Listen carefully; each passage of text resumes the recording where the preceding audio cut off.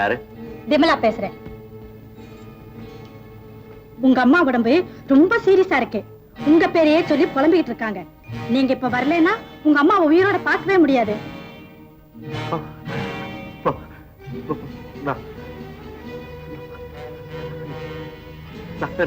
இதோ வர, இதோ வர. ஆமா ஆமா, இதோ வர.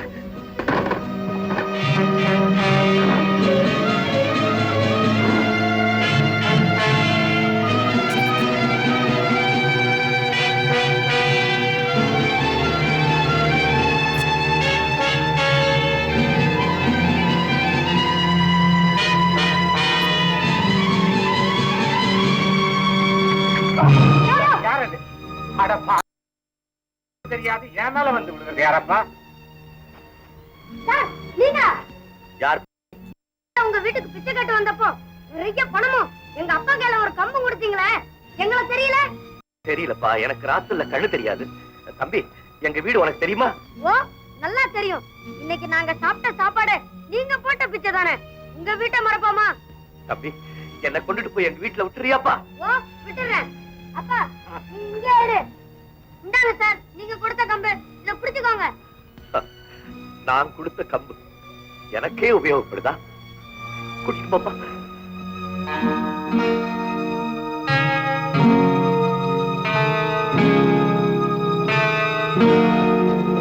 இதான் சார் உங்க வீடு, நான் வர்றேன். ரொம்ப நன்றிப்பா. இந்த காசை வச்சுக்க. வேண்டாம் சார்.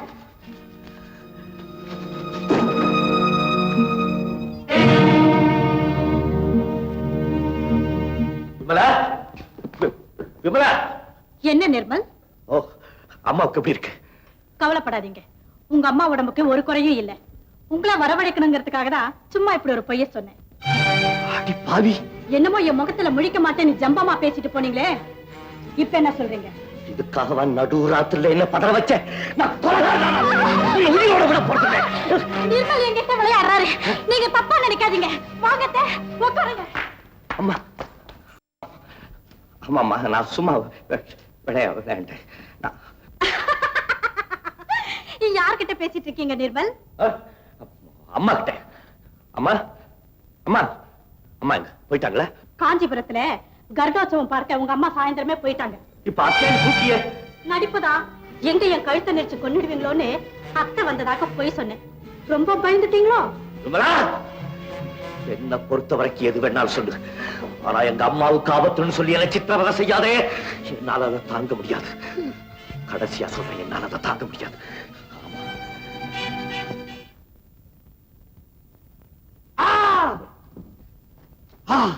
ஒரு டம்ளர்ல பால் எடுத்து அதுல விஷத்தை கலந்து நிர்மல் அம்மா கையில குடுக்க சொல்லுது. அந்த அம்மா அந்த பாலை குடிக்க போகுது. அப்ப நாம ரெண்டு பேர் போய் குடிக்காதீங்க குடிக்காதீங்க விஷம் விஷம் சொல்லி கத்துது. அந்த அம்மாவுக்கு கோபம் வருது. நாம பால்ல விஷம் இருக்குன்னு சொல்லிட்டா அந்த அம்மா நம்பிடுவாங்களா? அதை எப்படி நிரூபிக்கிறது? வீட்டுல நாயை கூப்பிட்டு பாலை ஊத்துறது. பாலை குடிச்சு நாய் செத்து போகுது. அந்த அம்மாவுக்கு தெரியுது. இந்த வீட்டுலதான் நாய் இல்லையே. சரி, அந்த பாலை நீ குடிக்குது, நீ செத்து போகுது, அம்மாவுக்கு தெரியுது. ஆமா, இப்ப விமலாவை வெளியே அனுப்புறதுக்கு ஐடியா கொடுக்குறீங்களா இல்ல என்ன கொலை பண்றதுக்கு ஐடியா கொடுக்குறீங்களா? ஓ, நீ சாவக்கூடாது இல்ல? லட்டு. என்ன லட்டு? லாலா கடை லட்டு. லாலா கடை லட்டு நீங்க திங்கணுமா? என்ன சொல்லி தொலைங்க. அது இல்ல, லாலா கடை லட்டு வாங்கி விமலா கையில கொடுத்து நிர்மல் அம்மா கையில கொடுக்க சொல்லுது. கொடுத்தா அந்த அம்மாவுக்கு சர்க்கரை வியாதி. லட்டு கொடுத்தா என்ன ஆகுது? எல்லாம் நடக்குது. ஐயா, ஐடியா உங்களுக்கு அறிவு இருக்கு. இப்பவே ஏற்பாடு பண்றேன். இந்த விஷ ஐடியாவே பெட்டர். விமலாவும் போகுது, இதுவும் போகுது.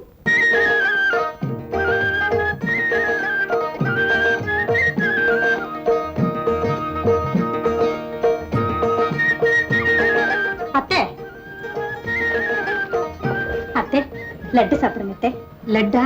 ஆமா அத்தை. விமலா, ஸ்வீட்னா எனக்கு ரொம்ப பிடிக்கும். ஆனா நான் சாப்பிடக்கூடாதம்மா. பரவாயில்ல, எனக்காவது கொஞ்சம் சாப்பிடுங்க அத்தை.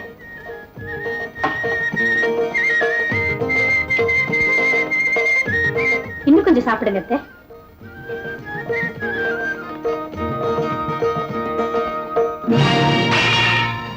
விமலா, அத்தை உயிரோடு இருக்கிறது உனக்கு பிடிக்கலையா? நான் இப்ப என்ன செஞ்சுட்டு இவ்வளவு கோபப்படுறீங்க? சக்கரை வியாதி உள்ள அவங்களுக்கு இனிப்பு கொடுக்கறியே, இதை விட வேற என்ன கொடுமை செய்யணும்? அத்தைக்கு சக்கரை வியாதின்னு தெரிஞ்சுதான் இந்த லட்டை கொடுத்தேன். அடிப்பாவி, இந்த வியாதி சீக்கிரமே குணமாயின்னு திருப்பதியில பூஜை பண்ணி பிரசாதம் வாங்கிட்டு வர சொன்னேன். இது அத்தைக்கு கொடுத்தது ஒரு தப்பா? விமலா, நீ கொடுத்தது திருப்பதி பிரசாதமா? அதையா நீ வீசி எறிஞ்சிட்ட? நாராயணா, அபச்சாரம் அபச்சாரம். பிரசாதமா இருந்தாலும் அது இனிப்பு தானே. நீங்க சாப்பிடுற ஒவ்வொரு துளி சர்க்கரையும் உங்க உடம்ப பொறுத்த வரைக்கும் அது விஷம் தான். அட ஆண்டவனே, கடவுள் பிரசாதத்தை போய் விஷம்னா சொல்றீங்க? விமலா, எனக்கும் கடவுள் நம்பிக்கை உண்டு.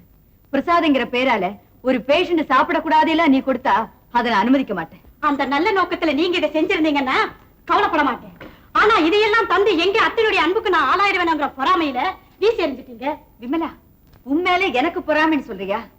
நீ அவங்க அன்புக்கு ஆளாகணும், இந்த வீட்டு மருமகளா வரணும்னு ஆசைப்பட்டவளே நான் தானே. ஆரம்பத்துல அந்த நல்ல எண்ணம் உங்களுக்கு இருந்தது. அந்த நல்ல எண்ணம் இப்ப பொறாமையா மாறிடுச்சு. அத்தை, என்ன பத்தி உங்களுக்கு தெரியாதா? நான் அப்படிப்பட்டவ இல்லைன்னு அவகிட்ட சொல்லுங்க. நீ என் பிள்ளைய பத்தி பேசினதெல்லாம் உண்மைன்னு தெரிஞ்சதுக்கு அப்புறம் உங்ககிட்ட வந்து மன்னிப்பு கேட்க கூட நான் தயாரா இருந்தேன். ஆனா இப்போ நீ நடந்துகிட்டதை பார்க்கும்போது உன்னை பத்தி என்ன நினைக்கிறதுன்னு எனக்கு தெரியல. புனிதமான தெய்வ பிரசாதத்தை வீசி எரிஞ்சிட்டியே, இதுக்கு உன்னை என்ன சொன்னாலும் தப்பில்லை. அத்தை,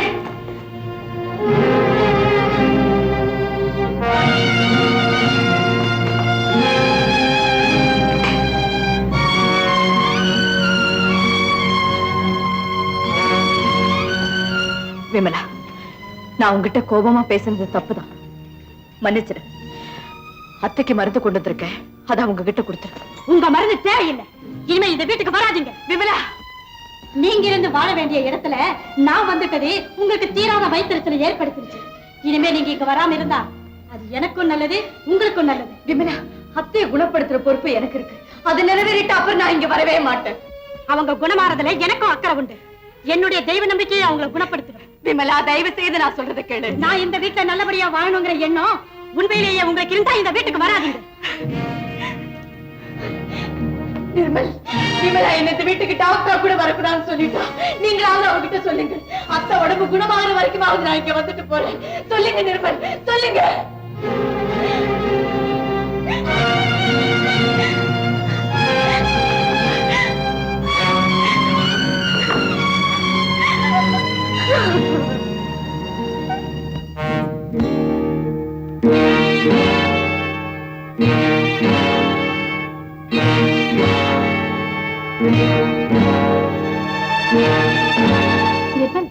பால் கொண்டு வந்திருக்கேன்.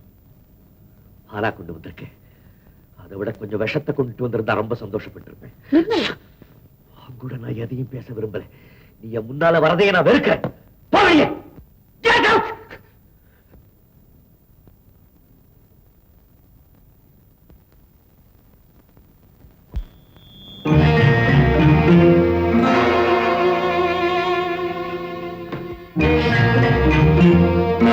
மறுபடியும் எதுக்காக வந்து நிக்கிறேன்?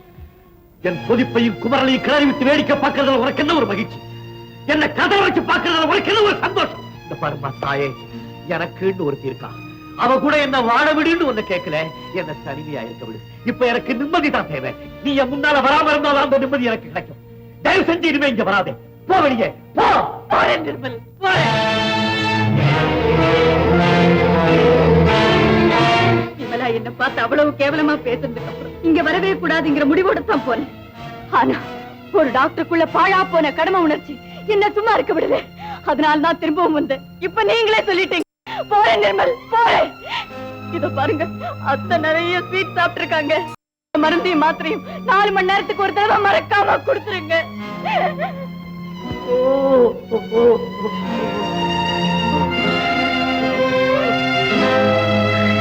வசந்தி, என்ன மன்னிச்சிடுமா, என்ன மன்னிச்சிடு. என் முன்னால நிக்கிறது உமரா நினைச்சுதான் இப்படி எல்லாம் பேசிட்டேன். கண்ணதுர நின்னும் ஏன் தெரியலன்னு கேட்காதே வசந்தி. நான் ஒரு பெரிய உண்மையை மறைச்சு வாழ்ந்துகிட்டு இருக்கேன்மா. அதனால நான் பட்ட துன்பங்களும் வேதனைகளும் கொஞ்சம் நஞ்சமில்லை. இனிமேலும் அந்த வேதனையை தாங்கக்கூடிய சக்தி எனக்கு இல்லம்மா. வசந்தி, நான் உண்மையை சொல்லிடுறேன். ராத்திரியானா என்னால யாரையும் பார்க்க முடியாதுமா. ராத்திரியில எனக்கு கண்ணு தெரியாதுமா, எனக்கு கண்ணு தெரியாதுமா. வசந்தி போய் ரொம்ப நேரமாச்சு. நீயா? ஆமா, மருந்த வச்சுட்டு வசந்தி போயிட்டா. அது சரி, உணர்ச்சி வசப்பட்டு உங்க அம்மா உயிர் பிரச்சனையே மறந்துட்டீங்களே. நீங்க சொன்னதை வசந்தி கேட்டிருந்தா உங்க அம்மா நிலைமை என்ன ஆயிருக்கும்?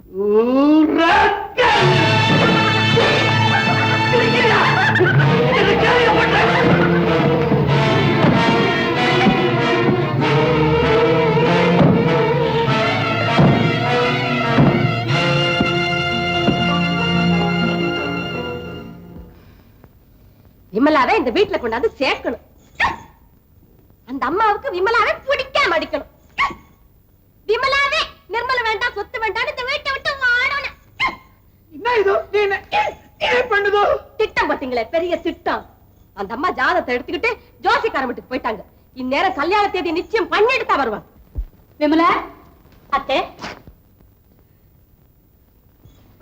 பங்கஜம், ஜோசியரை பார்த்து முகூர்த்தம் நிச்சயம் பண்ணிட்டேன். வர 16ஆம் தேதி நிர்மலுக்கும் விமலாவுக்கும் கல்யாணம். இனிமேலும் சும்மா இருக்காம மளமளன்னு வேலைகளை கவனிக்கணும். ஏன்னா கல்யாணத்துக்கு நாள் அதிகம் இல்ல பாரு. ஆமா ஆமா, என்னங்க செய்ய போறீங்க? இனிமே என்ன செய்யறதோ? கல்யாண இன்விடேஷன் பிரிண்ட் பண்றதோ, கல்யாண மண்டபம் பிக்ஸ் பண்றதோ, சமையலுக்கு ஆள் வைக்கிறதோ எல்லாம் என் பொறுப்பு. சரி பங்கஜம், விமலா கிட்ட தேவையான பணத்தை வாங்கிக்க. நான் என் தம்பி வீட்டுக்கு போய் இந்த விஷயத்தை சொல்லிட்டு வரேன். காலையில உங்க அத்தை வந்திருந்தாங்க. நிர்மலுக்கு விமலாவை கல்யாணம் செய்து வைக்கிறதா முடிவு செய்துட்டாங்க. அந்த பொண்ணு நல்ல குணமுள்ளவளா தான் இருக்கிறாள். நடந்ததை எல்லாம் மறந்து நாம தான் முன்ன நின்று இந்த கல்யாணத்தை நடத்தி வைக்கணும்னு உங்க அத்தை ரொம்ப கெஞ்சி கேட்டுக்கிட்டாங்க. நானும் வரதா சொல்லியிருக்கேன். வசந்தி, உனக்கு லெட்டர் வந்துருக்குமா?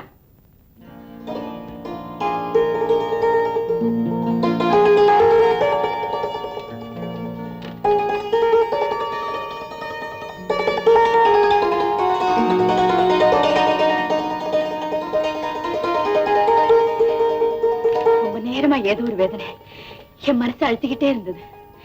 இந்த லெட்டரை பார்த்ததும் எல்லாம் மறைஞ்சு போச்சு. அப்படி என்னமா லெட்டர் அது? அப்பா, பெரிய இசை போட்டியில கலந்துக்க நிர்மலுக்கு அழைப்பு வந்திருக்க. இதுல நீ சந்தோஷப்பட என்னமா இருக்கு? அதுதாம்மா மத்தவங்களுக்கும் எனக்கும் உள்ள வித்தியாசம். எல்லாருடைய காதலுக்கும் கல்யாணம் தான் லட்சியம். ஆனா எனக்கு வாழ்க்கையில அவருக்கு கிடைக்கிற வெற்றி தான் லட்சியம்.